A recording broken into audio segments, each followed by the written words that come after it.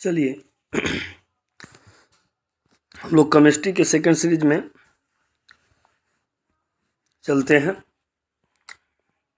जैसा कि आप लोग जानते हैं कि क्वेश्चन नंबर 1 से लेकर 31 तक हम लोग फर्स्ट सीरीज में किए थे। अब सेकंड सीरीज में चलते हैं। तो सेकंड सीरीज में क्वेश्चन है क्वेश्चन नंबर 32। क्वेश्चन नंबर 32 कहता है दोस्तों कि वसा युक्त खाद्य सामग्री को विकृत गंधित होने से बचाने के लिए उसमें मिलाए जाने वाले पदार्थ को कहते हैं, क्या कहते हैं? लोग को बताए थे क्या कहते हैं। जैसे ऑप्शन ए में है उपचायक, ऑप्शन बी में है प्रतिउपचायक, ऑप्शन सी में है अपचायक, ऑप्शन डी में है प्रति अपचायक। तो राइट आंसर हो जाएगा हम लोग के ऑप्शन बी प्रति उपचायक। चलिए क्वेश्चन नंबर हम लोग 33 चलते हैं। लाल तप्त लोहा पर जलवाष्प प्रवाहित करने पर निम्नांकित में कौन सा यौगिक बनता है? हम क्या कर रहे हैं, लाल तप्त लोहा पर जलवाष्प प्रवाहित करने पर निम्नांकित में कौन सा यौगिक बनता है? तो कौन सा यौगिक बनता है दोस्तों? तो हम लोग जानते हैं क्या बनता है, Fe3O4 बनता है। Fe3 क्या बनता है, O4 बनता है, यानी ऑप्शन नंबर सी। चलिए क्वेश्चन नंबर 33 है। सिल्वर आयोडाइड का रंग कैसा होता है? सिल्वर आयोडाइड का रंग कैसा होता है? तो सिल्वर आयोडाइड का रंग कैसा होता है? ऑप्शन ए में है पीला, ऑप्शन बी में है क्या, श्वेत, ऑप्शन सी में हरा, ऑप्शन डी में नीला। यानी आपका राइट जो आंसर हो जाएगा ऑप्शन नंबर ए पीला। चलिए क्वेश्चन नंबर आगे की ओर बढ़ते हैं। अब देखिए क्वेश्चन नंबर 35 कह रहा है प्राकृतिक गैस का दहन होता है। ऑप्शन ए क्या बता रहा है? ऑप्शन ए बता रहा है ऑक्सीकरण, ऑप्शन बी संश्लेषण प्रतिक्रिया, ऑप्शन सी विस्थापन अभिक्रिया, ऑप्शन डी इनमें से कोई नहीं। तो मेरा राइट आंसर हो जाएगा ऑक्सीकरण। क्या हो जाएगा? ऑक्सीकरण। क्या हो जाएगा? ऑक्सीकरण। क्वेश्चन नंबर अगर हम लोग बढ़ते हैं 36 में। निम्नलिखित में कौन सा पदार्थ बिना ज्वाला के जलता है? कौन सा पदार्थ जो होता है जिसमें बिना ज्वाला के जलता है?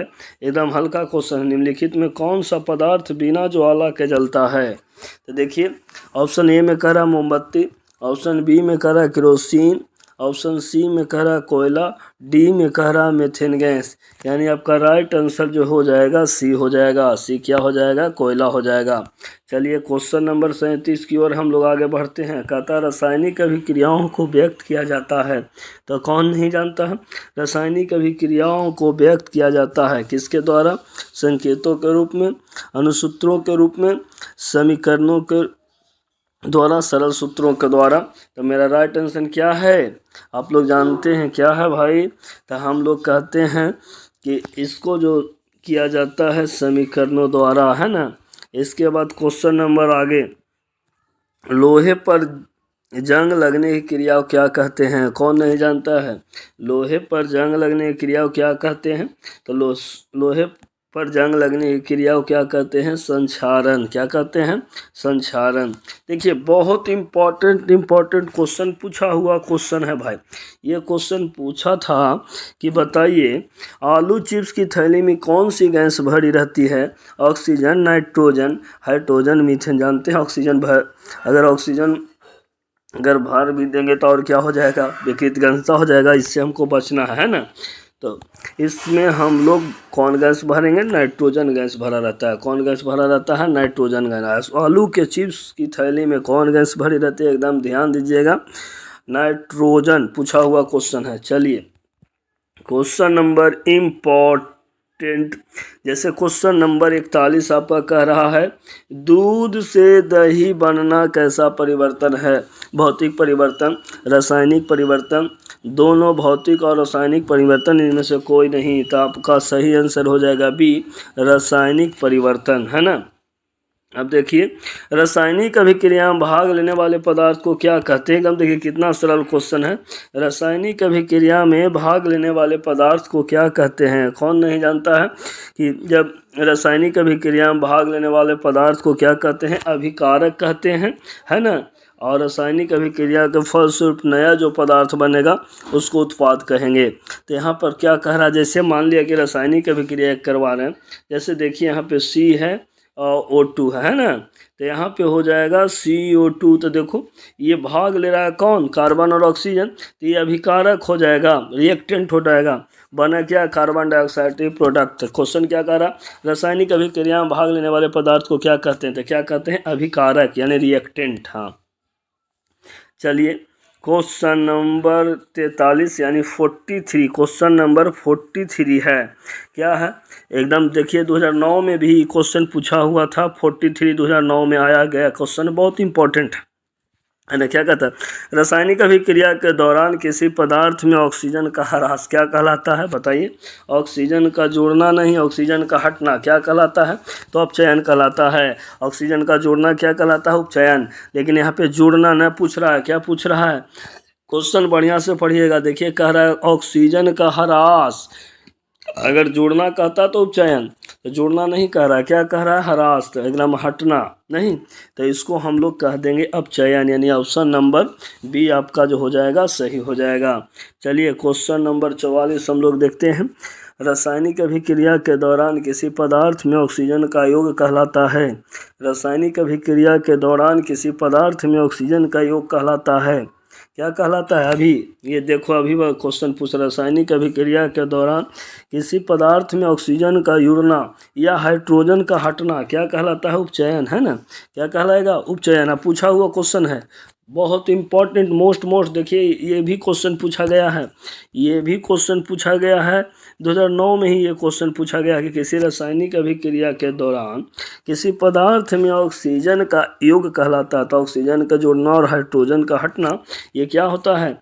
उपचयन होता है ना। चलिए क्वेश्चन नंबर 45 बहुत VVI क्वेश्चन है। कारण निम्नलिखित में से कौन बुझा हुआ चूना है? तो बताओ कौन बुझा हुआ चूना है? ये देखिए ऑप्शन नंबर ए, ये तो कली चूना है भाई। Option number B calcium hydroxide, तो यही जो है हमारे बुझा हुआ चूना है ना। और ये तो है आपका चूना पत्थर है CaCO3 नहीं, तो हमारा ऑप्शन नंबर कौन हो जाएगा? बी हम लोग को सही हो जाएगा। ऑप्शन नंबर, अब हम लोग चलते हैं अगला क्वेश्चन। अगला क्वेश्चन आप लोगों को कहता है दोस्तों कि ऊपर दी गई अभिक्रिया किस प्रकार की है? तब अभिक्रिया समझना है, क्या अभिक्रिया है समझिए। देखिए यहाँ पे Zn जो है क्या हो रहा है? कॉपर सल्फेट से नहीं, सल्फेट को अपने साथ लेकर जाता है, जिंक सल्फेट बनता है, तो यानी विस्थापित कर रहा है ना। तो इस प्रकार की अभिक्रिया को हम लोग कौन अभिक्रिया कहते हैं? विस्थापन अभिक्रिया कहते हैं। कौन अभिक्रिया कहते हैं? विस्थापन अभिक्रिया कहते हैं। चलिए क्वेश्चन नंबर आगे यानी क्वेश्चन नंबर 47 यानी 47 क्या कर रहा है? देखिए क्वेश्चन बहुत VVIP है दोस्तों।